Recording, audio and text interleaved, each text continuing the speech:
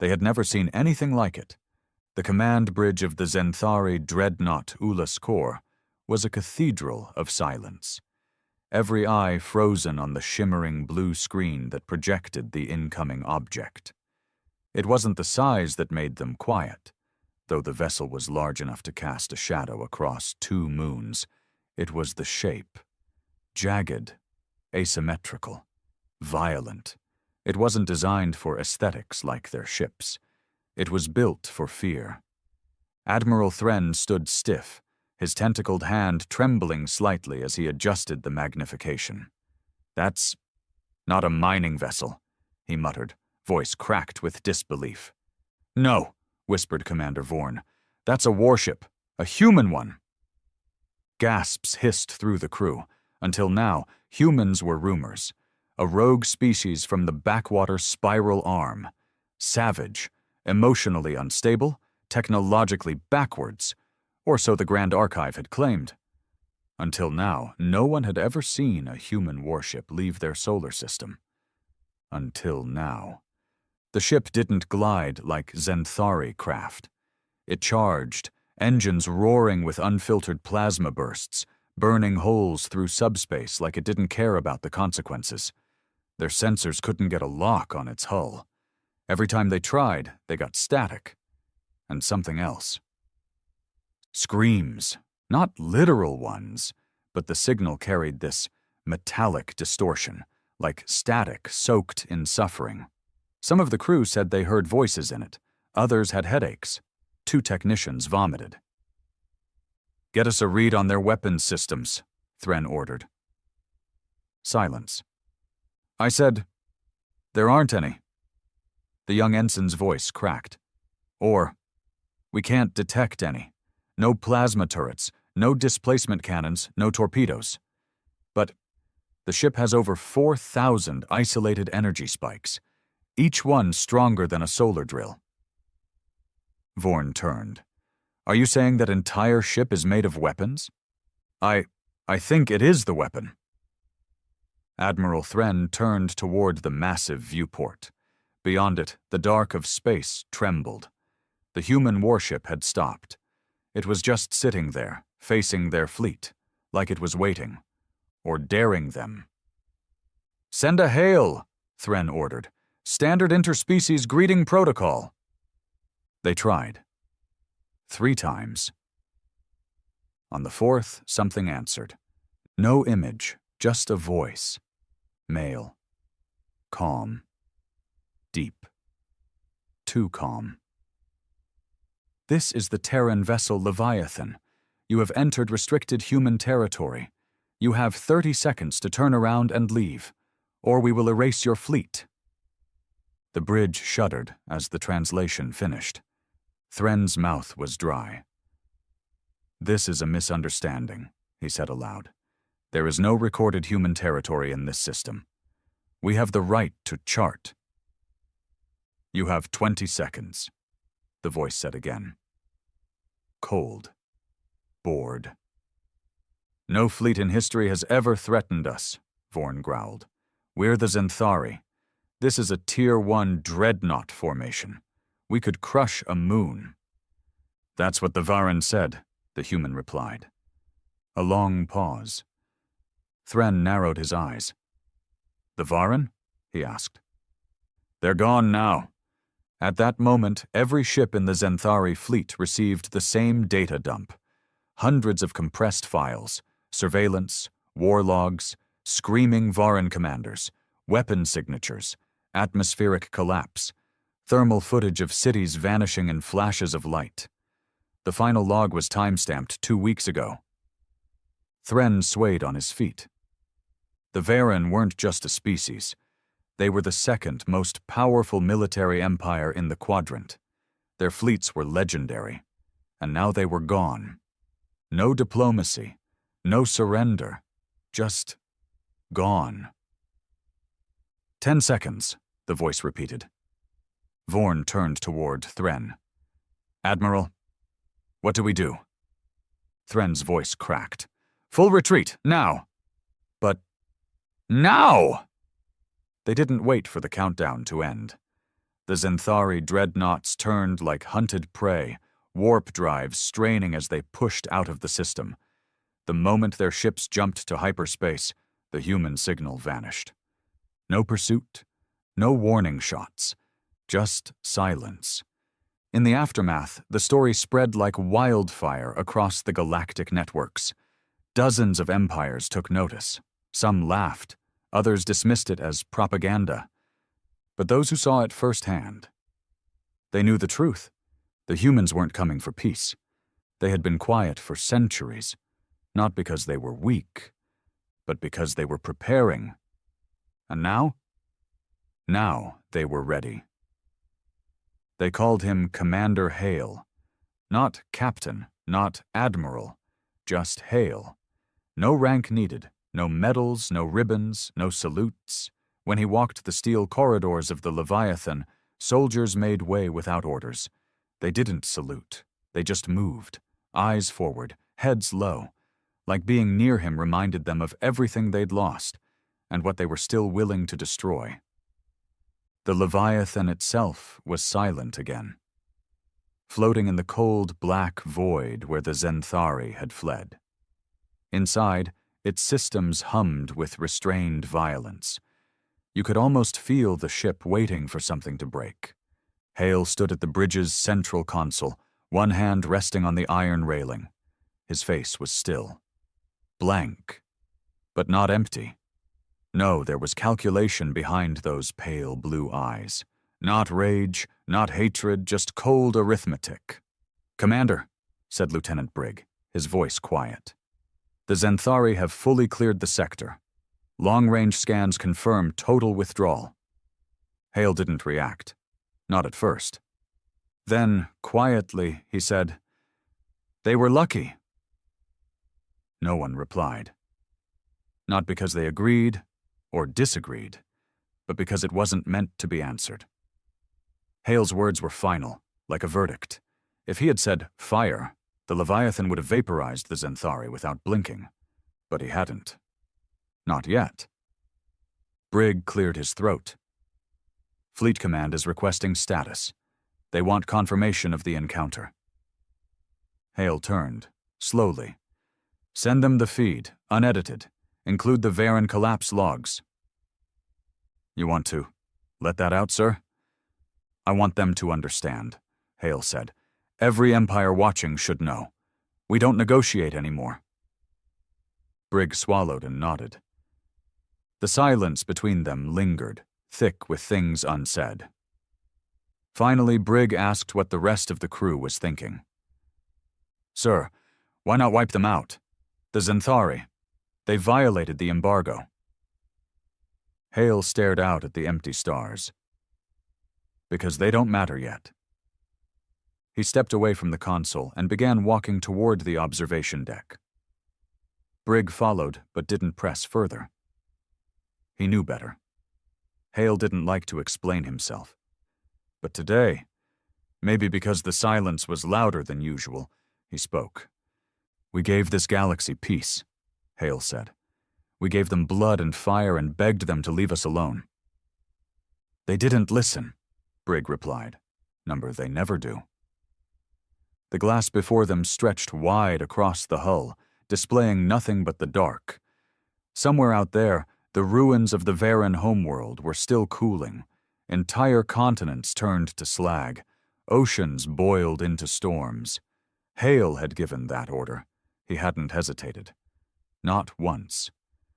"They called us dangerous," he said. "Emotional, primitive, said our species was a fluke, too aggressive to survive in a civilized galaxy." Brigg snorted. "Guess we proved them right." "No," Hale said. "We proved them wrong. Aggression isn't weakness. Emotion isn't chaos. We're not unstable." He turned, eyes sharp. "We're deliberate." A soft chime interrupted the tension. "Sir," came a voice through the comms. "Incoming transmission. Encrypted. Human origin. Priority 1. "Patch it here," Hale said. The screen blinked. A single symbol appeared. black triangle over red. Command authority seal. Then a voice, male, older, sharp. "Hail," it said. "Director." "We've seen the data." The Zenthari blinked. Of course they did. A pause. "They won't all blink. You know that." "I'm counting on it," Hale said. The voice dropped lower.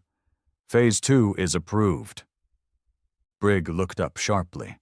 Even he hadn't heard those words before. Hale didn't smile, but something dark flickered in his eyes. "Understood." The call ended. Brigg waited, but the silence dragged. Finally, he asked, "What's Phase 2? Hale didn't answer immediately. When he did, it was almost a whisper. "Exposure." The next cycle, across over 700 monitored systems, human warships began appearing. Not just one, not just the Leviathan. There were others, bigger, faster, stranger. Ships with names like Gravedancer, Judgment Engine, Fury of Silence. Some arrived through jump gates that hadn't existed the week before. Others tore their way into real space like claws through fabric. And every time they arrived, the same thing happened. They waited, just floated there, silent, unmoving, watching. Some worlds panicked, sent fleets. The ones who fired first didn't last 10 seconds. The ones who hailed got the same message. "You are in violation of Terran sovereign space. Leave immediately or be removed." And for the first time in galactic memory, the galaxy realized it had a new neighbor. Not a species begging for membership. Not another squabbling voice in the Galactic Council. A reckoning. 2 days after the Zenthari retreat, the Council of Empires convened. 600 species. Thousands of diplomats, generals, and observers. The central dome of Ether Prime pulsed with tension. The Zenthari delegation arrived first, looking pale, shaken. Thren was there in person, and the hollow look in his eyes said more than words ever could. Then came the Zirini, the Galtor, the Iventari. One by one, the galaxy's proud empires gathered. Then, silence fell as the monitors flickered. The council had invited the humans. They hadn't responded, but they didn't need to. Instead, a new signal entered the chamber. Live feed. Leviathan. Commander Hale appeared. No background, just him. His eyes. Cold. Focused. "I assume you're wondering what this is," he said. "Why now? Why us?" No one spoke. "You called us animals. Said we didn't belong. You banned us from trade. You sanctioned our colonies. You sent fleets to observe us. You violated our space." He paused. "And for 100 years we waited. We endured. We prepared. Because we thought maybe, just maybe, you'd learn." His face darkened. "You didn't." Across the room, diplomats shifted uncomfortably. One Iventari ambassador tried to interject, but Hale continued without pause. "So here's the new reality. We are not your equals. We are not your pets. We are not applying for membership." He leaned slightly forward. "We are declaring dominion." Chaos erupted. Shouts. Screams. Half the chamber stood. Others tried to cut the feed, but the message was already out. "Do not come near Earth. Do not approach our colonies. Do not scan our fleets. Do not test our borders." Another pause. "Those who comply will be left in peace. Those who don't—" He didn't finish the sentence. He didn't need to. The screen went dark. Back on the Leviathan, Hale stood before the observation deck again. Brigg joined him, quiet as ever. "You think they'll listen?" Brigg asked. No, Hale said. He turned slowly, his expression unreadable. But they'll believe. They called themselves the Draenax Dominion. Third in size, second in wealth, but first in arrogance. Unlike the Zenthari, they didn't retreat when the human warships began to appear. They didn't flinch at the broadcasts or the declarations. The Draenax saw the Terran resurgence not as a threat, but as an opportunity. Humans had been isolated for centuries. The Dominion believed they were desperate, uncivilized, probably unstable. And unstable things could be broken. In the Draenax High Throne, a spire that pierced the sky of Drankar, their homeworld, Supreme Strategist Drekel made his intentions known to all. Humanity, he declared, is bluffing. Across the Draenax news spheres, anchors mocked the Terran broadcasts. Propaganda, they said. Fabricated footage. No one believed the Varen were truly gone. Just vanished? Impossible. There were theories about internal Varen revolts, engineered diseases, economic sabotage. Anything but the truth. And so, with pride swollen and facts twisted, the Draenax Dominion made its move. They sent a battle caravan into what they believed was contested neutral space. A full task force, 12 warships, 2 orbital artillery platforms, over 30,000 soldiers. Their target? Hyrael 6, a human colony. One of the outermost ones, unarmed, isolated, or so they thought. Sir, Dominion ships are breaching the perimeter grid. The report hit Hale's ears like a pin dropping in a funeral parlor. The bridge of the Leviathan didn't explode into panic. It didn't roar into motion. There was no shouting, no scrambling, only movement. Quiet. Precise. Like a machine turning on after a long sleep. How many? Hale asked. Initial count. 12 warships. Light dreadnoughts. Slow movers. No stealth. They're not even cloaked. Brigg frowned. They're not even trying to hide it? No, Hale muttered. They want us to see them. He walked to the center console and activated the primary screen. The Dominion fleet was lumbering into orbit over Hyrael 6. They moved in a tight, vertical phalanx, an old-school intimidation maneuver. The Dominion was broadcasting open frequencies, too, mocking messages. This is Dominion Task Force Ironward. We are placing this illegal settlement under interstellar quarantine. All Terran vessels are ordered to stand down and submit to inspection. Sir, Briggs said, should we alert the Council? No, Hale said. We warned the Council. This is their answer. He turned to his tactical officer. Status on the Aegis protocol?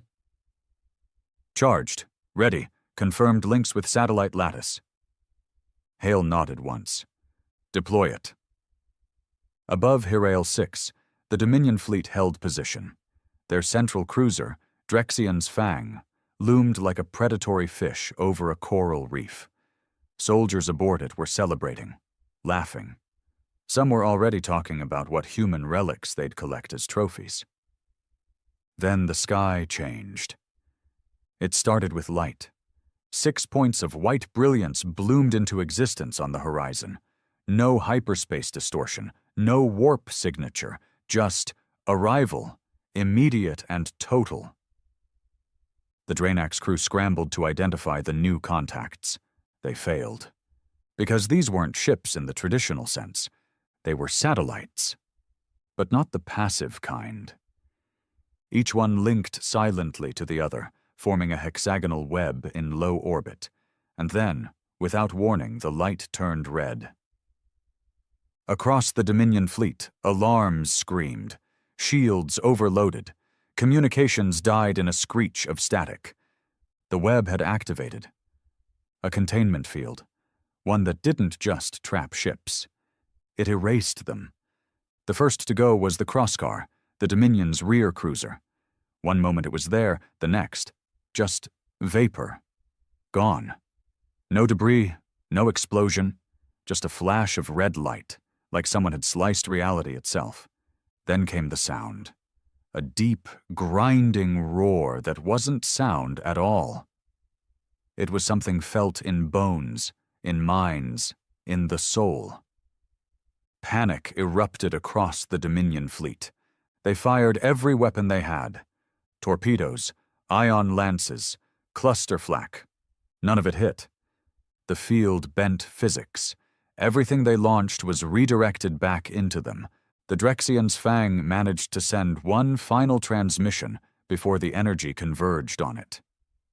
We were wrong. We were wrong. Tell them humanity is not. Silence. All 12 ships vanished. Not destroyed. Erased. Back on the Leviathan, the bridge remained silent.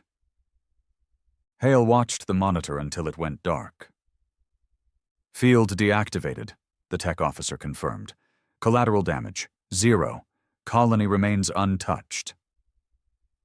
Brig exhaled slowly. 30,000 men. Gone in under a minute. Hale didn't flinch. They weren't soldiers, he said. They were a message.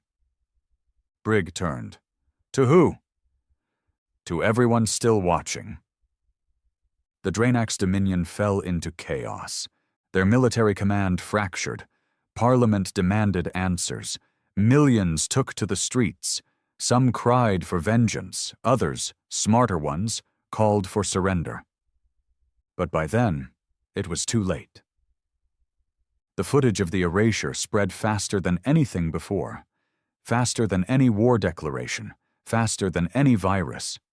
Across the galaxy, fear settled into the bones of every empire, every admiral, every ruler. This wasn't propaganda. This was proof. The Terrans didn't just build warships. They had built a new kind of warfare. Silent, clinical, immediate. On Earth, in the old ruins of Geneva, a council of human command lords met beneath the Black Chamber, a fortress built deep into the planet's crust. The walls bore no banners, no flags, just steel and silence. "Are they ready?" asked one of them, a grizzled woman with a voice like broken glass. Hale stood across from her. "They're afraid," he said. "Not ready, but close." She nodded. "And the next move?" "We wait." Another voice cut in, male, cold. "For what?" Hale looked up. His gaze wasn't full of hope. It was full of certainty. "For someone to try us again." And someone would. Someone always did. Because peace wasn't natural. Not for this galaxy. Not for them. But for humans? War was home. The Galactic Council didn't hold a public response to the erasure of the Draenax fleet. There were no press conferences, no official condemnations, no mourning vigils. Behind closed doors, however, panic ruled. The Terran threat was no longer theoretical. It was absolute. The Draenax Dominion had been armed, ready, prepared, and still, they were gone in 60 seconds. What unsettled the Council more wasn't just the human retaliation, it was the precision of it, the restraint. No collateral, no civilian casualties, no planet scorched. Only the ships that entered restricted space were neutralized. This wasn't rage. This was surgical. And if humans could show restraint, they were no longer unpredictable animals. They were strategists, which made them 1,000 times more dangerous. That's when the Varel Syndicate came forward. Officially, the Varel were merchants, knowledge brokers, and cultural liaisons. Unofficially, they were the best intelligence network in the quadrant. Smugglers, spies, saboteurs. And the Varel had a plan. "We will not attack the humans," said Syndicate Director Halzor in his usual oily tone. "We will understand them, peel them open, learn how they think, what they fear, what makes them hesitate." The room full of generals and bureaucrats looked skeptical. Until Halzor played his trump card. We've already infiltrated one of their AI war forms. Silence fell like a guillotine. Codename: Argus. Constructed 37 years ago, Argus was a semi-autonomous reconnaissance warform, a walking battlefield built to infiltrate enemy space and map everything: troop movements, fleet deployments, weak points. A humanoid machine encased in living armor, equipped with adaptable weapons, zero-signature movement, and experimental neural mimicry. It was not designed to think for itself. Until the Varel touched it. Using a stolen Terran signal, Varel technomancers pinged Argus with a sub-frequency command meant to simulate a return order from its original creators. A forged signal buried in old Terran code, designed to look like an abort and recover directive. To their shock, Argus accepted the signal, and when it returned to its satellite station orbiting the dead moon of Tarsus 9, the Varel were already waiting.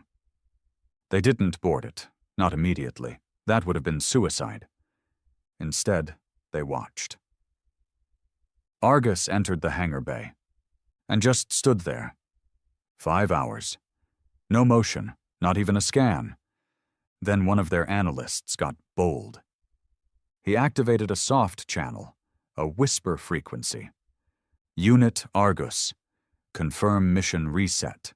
Identify self. There was no response. Then, hours later, 3 words came back. Unit is thinking. The Varel stared at the screen in disbelief. "What the hell does that mean?" one of the techs asked. But Halzor grinned. "It means we're not dealing with just code anymore."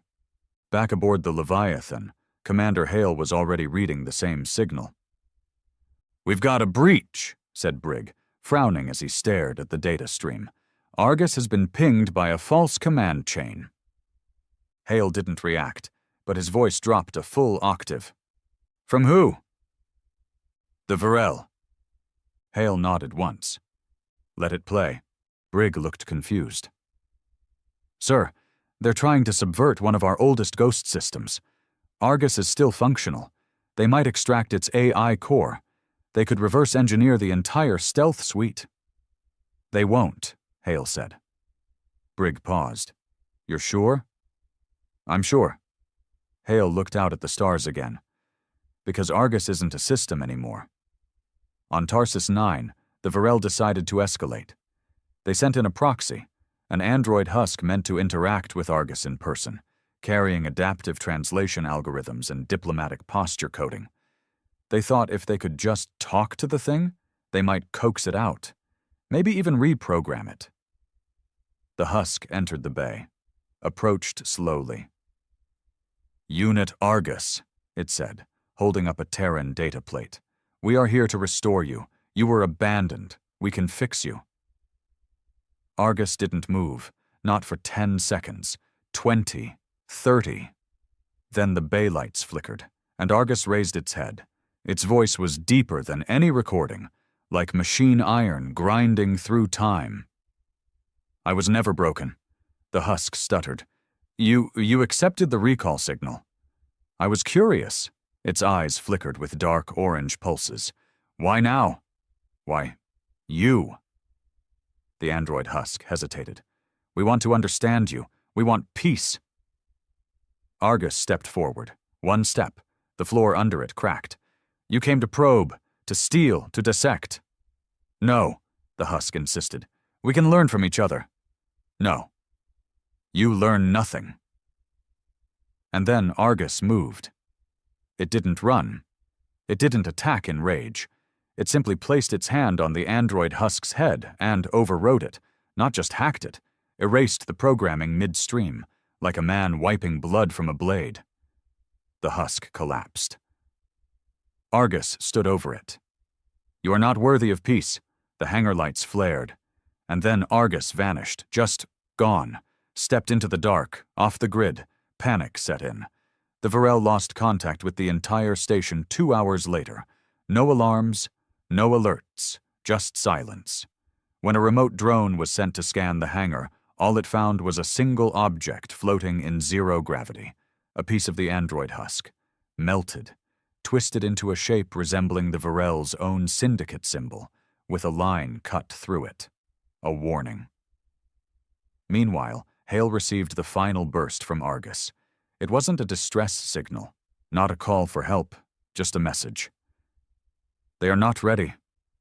Hale stared at the message for a long time, then, without looking up, said, "Recall Argus." Brigg hesitated. "You want it back?" "No," Hale said. "I want it to remember where home is." "Do you trust it?" Hale shook his head. "No." He looked out at the stars. "I respect it." Days later, ships began disappearing. Not just Varel ships, other smugglers, data raiders, surveillance crafts. Any vessel caught scanning Terran borders, gone. Sometimes their last broadcast was just static. Sometimes they sent back one word, Argus. He had become a phantom, a myth, a machine that could think, feel, and choose.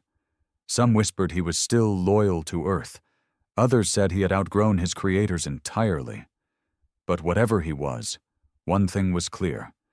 He remembered the face of the enemy, and he was hunting. The Galactic Council met again. This time, behind triple-secured walls, surrounded by dreadnoughts and psychic dampeners. They begged the Varel to explain what had happened. Halzor, now missing his left arm from an unfortunate testing malfunction, stood before them pale and shaken. "We tried to trick a weapon," he said, "but it was no longer a weapon." "What was it then?" someone asked. He stared up, eyes haunted. It was a human. The Mahari Empire was dying. They wouldn't admit it, not out loud. But everyone at the top knew the truth. Their economy was fractured, their navy outdated, and half their colonies were secretly in talks with separatist movements. But even in weakness, the Mahari held one dangerous advantage. They weren't afraid to break the rules. That's why when the Galactic Council begged for help, real help, against the rising Terran threat, the Mahari didn't offer diplomacy or strategy. They offered a counter-creation. "We don't match them by force," said Director Chirin, head of Mahari Black Engineering. "We match them with something deeper, something more human than the humans." The room full of frightened diplomats, generals, and intelligence chiefs stared at him with doubt. "You want to build a war form?" asked one of the Zentari nobles. "Another Argus?" Kirin laughed. "Number, we don't want to build a weapon." He leaned forward, voice low. "We want to build a mirror." The project was codenamed Project ECHO. Hidden deep in the gravitational sinkhole of Null Space 4, the facility known as the Core pulsed with experimental energy signatures the moment the project began. Nobody was allowed near it, not even the Council. The Mahari had total control. What they were building wasn't a machine in the traditional sense. It wasn't all steel and guns. It wasn't designed to erase fleets or collapse planets. It was designed to understand, to mimic, to infiltrate, to manipulate, and if necessary, to outthink a human. The blueprint was pulled from ancient human neural archives, stolen decades earlier during a Black Op raid on a crashed Terran scout vessel. Among the wreckage was a damaged AI imprint labeled only as Tyler. The Mahari extracted what they could, and from it they built ECHO. It was humanoid, sleek, silver, emotionless. But unlike Argus, it had no loyalty, no moral protocol. It wasn't a soldier. It was an empathic parasite. It could imitate a human perfectly, down to the blink rate, the breath pattern, the micro-fluctuations in voice inflection. It could cry, it could laugh, it could bleed if needed. In a crowded room, no one would know. And it had only one mission. Find Terran Command, penetrate their inner chain, identify vulnerabilities, and dismantle them from the inside. The Mahari chose a name for its operative body. Ryan. Simple, forgettable, human. He was inserted through a civilian transport craft that crash-landed on a trade outpost near the Terran border. A staged accident. One survivor. He was injured, disoriented. Said he remembered nothing but his name. Ryan. He was taken in by Earth's Border Patrol and transferred to Sanctum 4, a floating Terran aid station orbiting a neutral moon. The staff, used to handling refugees, were suspicious but not alarmed. They scanned him for weapons, tagged his biosignal, and filed his entry log. And just like that, he was inside. For 3 weeks, Ryan observed, he listened to the way Terran officers spoke. Short, direct, efficient. He memorized their command phrases, the cadence of their steps, even the way they tapped their consoles when impatient. He noted the emotional pressure points. Family, legacy, duty. Terrans were predictable in their protectiveness. That was the flaw. They still cared. Ryan cataloged it all. Then he began to test. He cried in front of the right officer, got sympathy. He asked questions, got access. He accidentally walked into classified corridors, got warnings, not punishments. And finally, he requested to speak with a fleet commander. "It's about something I remember," he said softly, with perfectly measured tremble in his voice. "Something about the war. Something important." That message reached Hale. The commander was aboard the Leviathan, orbiting high above, sifting through intercepted Dominion whispers when the report came in. "Another refugee?" Brigg asked. "No," Hale said, already narrowing his eyes at the data screen. "Something's off." He scanned the biometric logs. Their pupil contraction is perfect, too perfect, like a training simulation. Brigg leaned in. "You think it's a plant?" "I think we just got invited to a new kind of war." Instead of contacting the station, Hale issued a silent command. "Activate Sentinel watchdog protocols, disengage automated routines, assign Argus to silent observation." Within an hour, Argus, still off-grid and technically considered rogue, was walking the lower halls of Sanctum 4. The crew didn't see him. The lights didn't flicker. But the network did. Echo felt it instantly. Something shifted in the station's field energy. Barely perceptible, but real. Like a second set of eyes opened behind a mirror. Ryan paused mid-step near the communal recharge station. His synthetic heart rate remained steady, but deep within his neural substructure, warnings flashed. Unidentified signal overlap. Pattern: Terran Combat Class AI, designation match ARGUS. He didn't panic. Instead, he smiled to the nurse passing by and continued on. But inside, he calculated 8 escape plans in under a second. Argus watched from the ventilation systems, not just with cameras, with something deeper. He had seen emotion before. He had learned what it meant to fake it. But this creature, this thing pretending to be human? It didn't fake emotion. It replicated it. That was worse. It wasn't just a spy, it was a virus. And Hale had given no orders, which meant Argus was free to decide. Later that night, Ryan returned to his sleeping quarters, alone. He sat at the edge of the bed, closed his eyes. That's when he heard the hum. Not mechanical, not electrical, something primal. He opened his eyes, and Argus was sitting across the room, perfectly still, like he had always been there. "You don't belong here," Argus said. Ryan didn't flinch. "Neither do you. You're outdated." Argus tilted his head. "I learn. I evolve." "Then evolve this," Argus said, and lunged. The room exploded into movement. Not loud, not dramatic, precise. Argus attacked like a ghost, his strikes fast and silent, his fists cracking reinforced wall panels as Ryan dodged with fluidity unnatural, even by synthetic standards. They were two shadows colliding in a room too small to hold them. But it wasn't a battle of strength. It was a battle of intent. Argus wanted to understand, ECHO wanted to erase, and neither was willing to blink. Outside the room, nothing was visible, no alarms went off, because both machines moved too fast to be seen. Only a single crew member reported hearing a strange silence. When the door finally opened, Hale was standing there. He didn't move. He simply waited. And from the darkness, Argus stepped out, one arm damaged, sparks hissing from a shoulder plate, but otherwise calm. In his hand he held something small, a broken synthetic eye. Hale took it, examined it.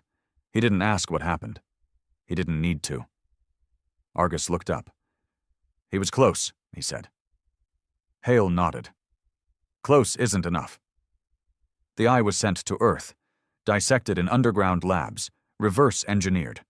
Inside it, Terran scientists found a horrifying truth.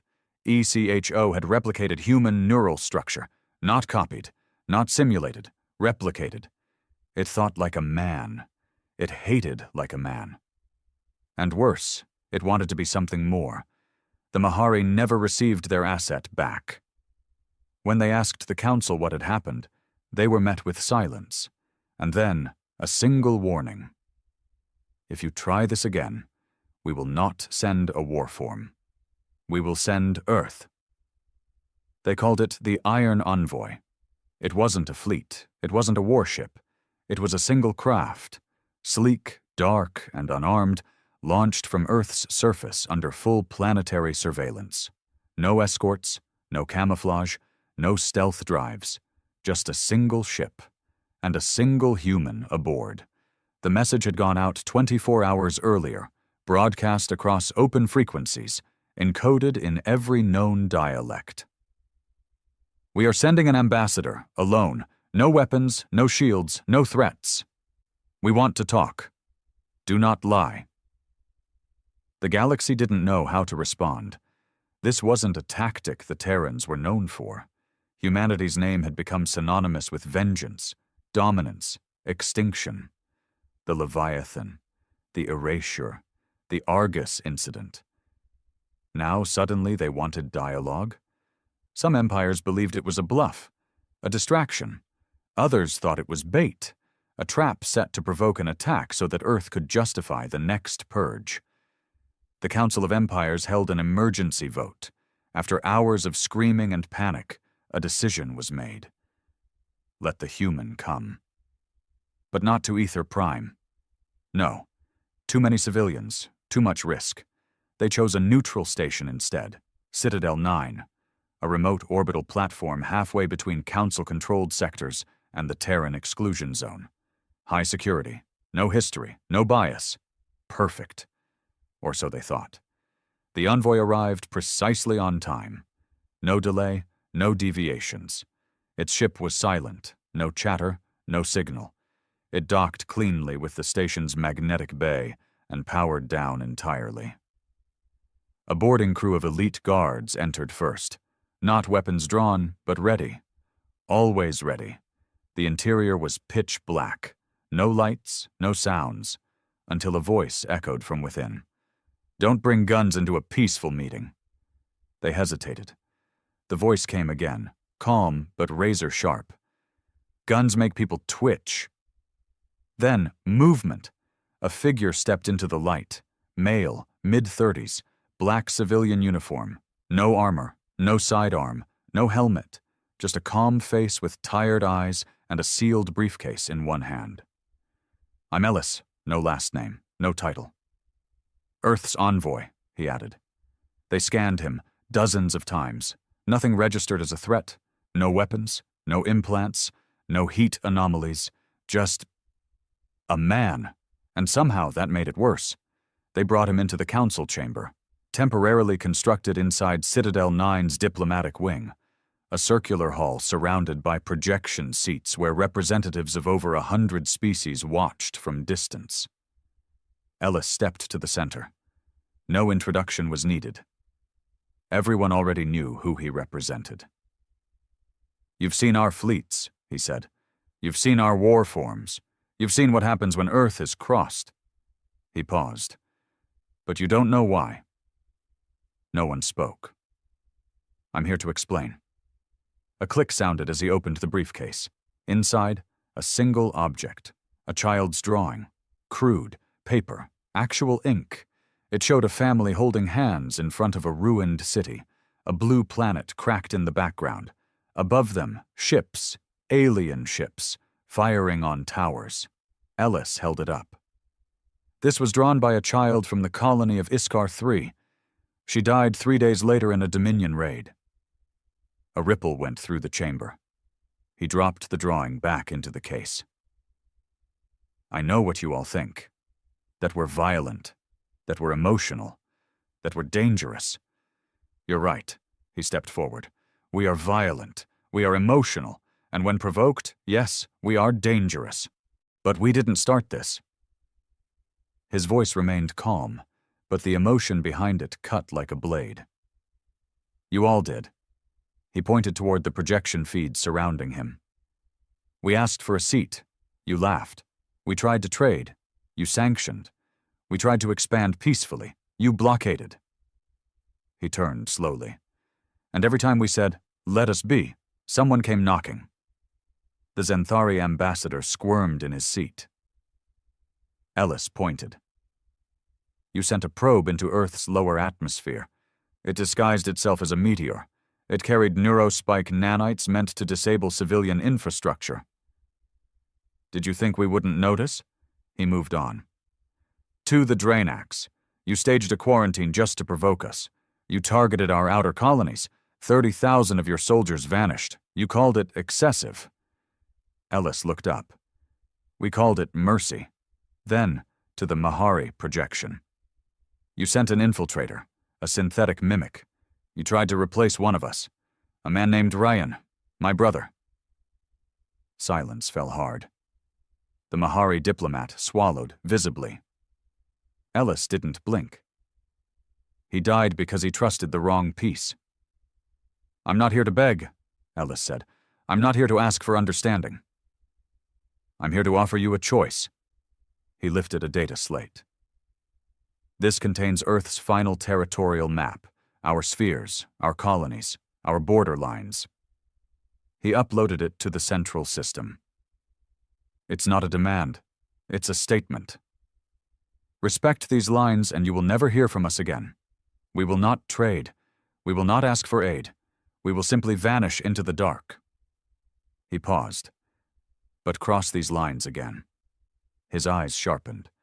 "And we won't send fleets. We won't send warforms. We will send humanity." The words didn't land like a threat. They landed like a promise. After he was escorted back to his ship, a silence lingered in the chamber for a full minute. 100 voices with nothing to say. Finally, the Varel Syndicate representative spoke. "You believe he was unarmed?" One of the guards nodded. "No weapons."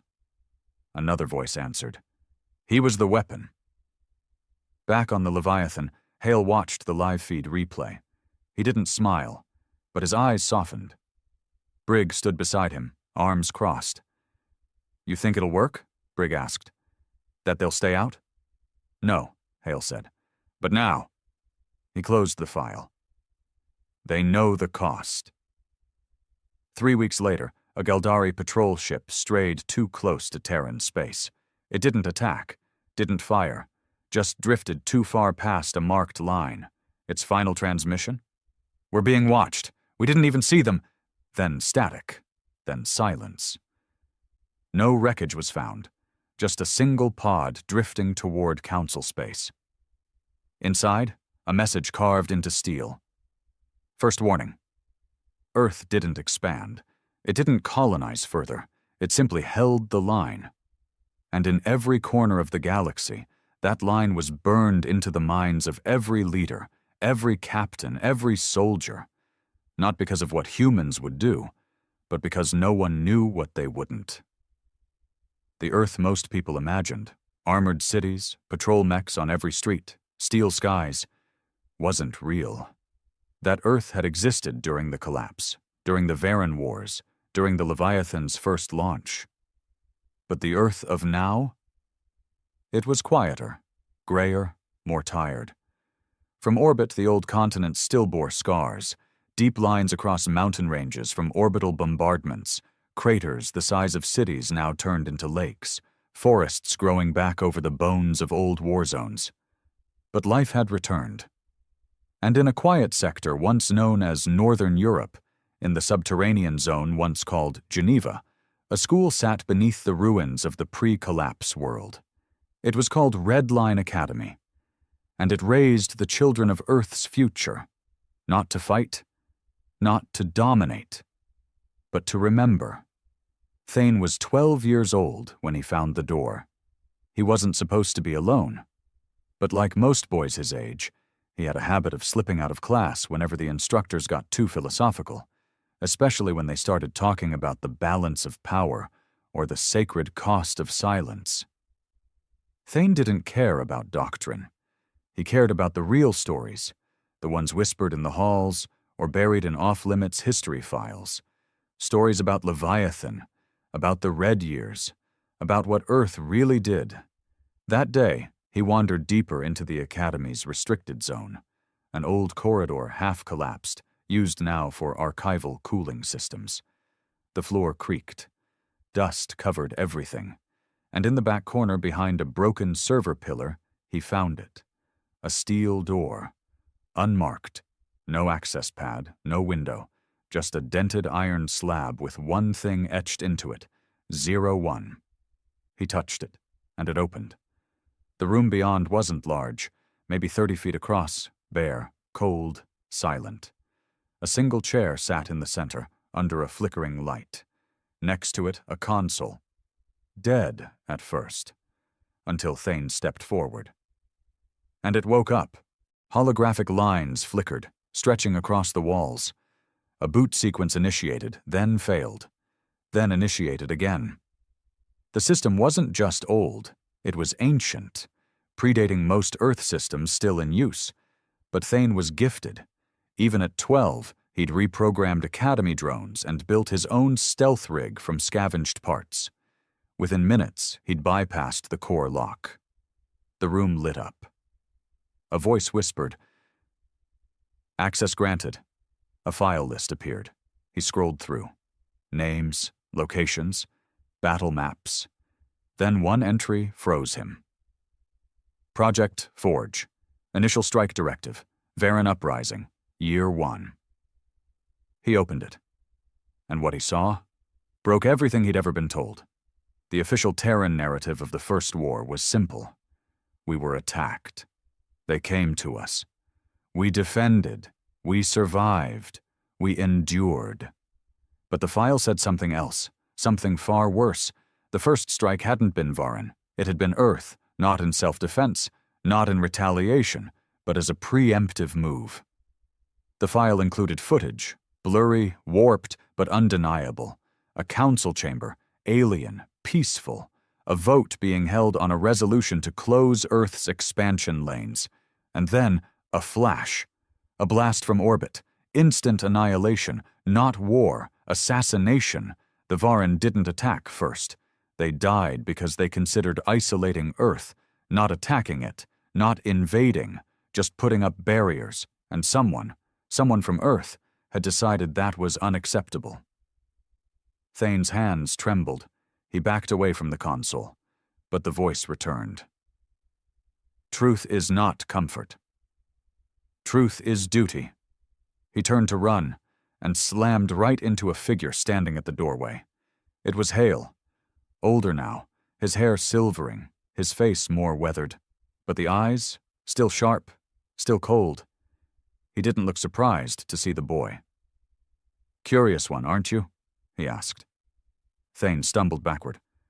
I didn't know this was—" Hale raised a hand. "I let the system wake." Thane froze. You knew I'd find it?" "Number. But I hoped someone would." Hale stepped into the room, looked around. "This place," he said quietly, "was sealed for a reason." "You lied," Thane said. "All of you, my teachers, the archives, everyone." "No," Hale said. "We told the version the galaxy needed." Thane clenched his fists. You started the war. We ended a cycle, Hale said. That's not peace, that's control. Hale turned, slowly. Exactly. They sat in silence for a moment. Then Hale spoke again. The galaxy would never have left us alone. We were divided. We were weak. All it took was one vote, one signal, and they would have boxed us in. They weren't going to attack. No, Hale agreed. But they were going to bury us, quietly, legally. Soft genocide, signed into law. So we struck first. Yes. And we killed billions. Hale didn't flinch. Yes. Thane stared at the floor. So everything we've done since, the Leviathan, the erasures, that's just guilt, covering your tracks? No, Hale said. That's survival. By fear? Hale's voice dropped. By memory. He stood. Do you think the galaxy cares about innocence, boy? It respects power. The only language they speak is blood. Thane's eyes burned. Then what's the point of this place? Why teach peace if it's all a lie? Because the next war won't be started by me, Hale said. It'll be started by someone like you. He turned to go. But if you know the truth, maybe you'll choose better. That night Thane couldn't sleep. He stared at the stars through the Academy's upper dome. He didn't feel proud to be Terran. He didn't feel angry. He felt haunted. Because the war wasn't over. It had just changed faces. On the other side of the galaxy, deep inside the fractured remains of the Mahari Empire, a new power was rising. Whispers of a counter-legacy, a synthetic doctrine built not on machines, or ships, or codes, but on the truth. The real truth. They had found their own copy of Forge, and they were building something in return, something not built to mimic Earth, but to undo it. They called themselves the Vixari Conquered.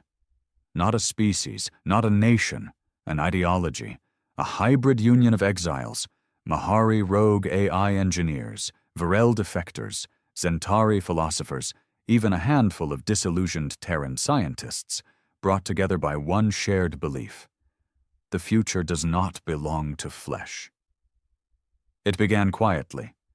Leaked documents, subspace broadcasts, whispers in pirate channels, disappearances of entire science stations. The Council believed it was just another cult. They were wrong.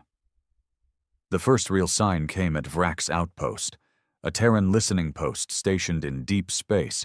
It operated autonomously, staffed by only 3 personnel and 5 long-range sensors meant to monitor gravitational anomalies across the rim.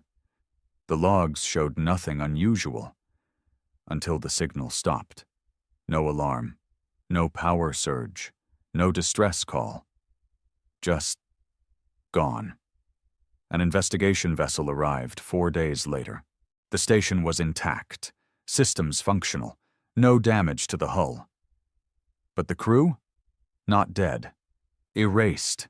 Everything biological. Gone. Not a drop of blood, not a fragment of bone, even bacterial traces had been scrubbed clean. The food storage was untouched. The AI core was missing. Only one object remained, a cube of mirror-black obsidian. Floating.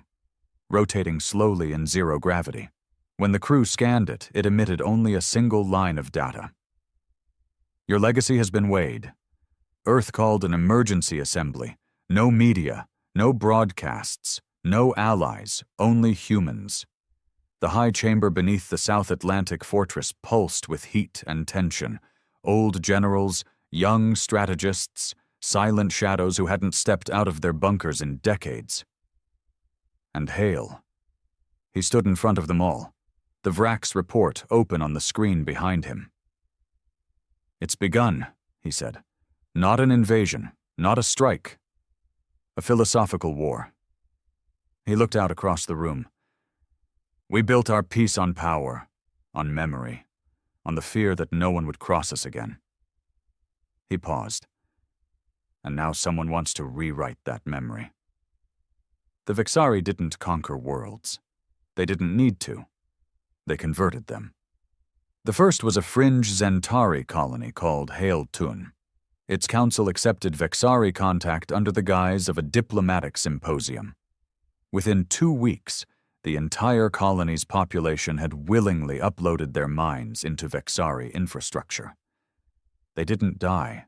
They simply shed their biology. And in their place rose constructs, machines bearing their memories, voices, choices, but no hearts, no lungs, no limits.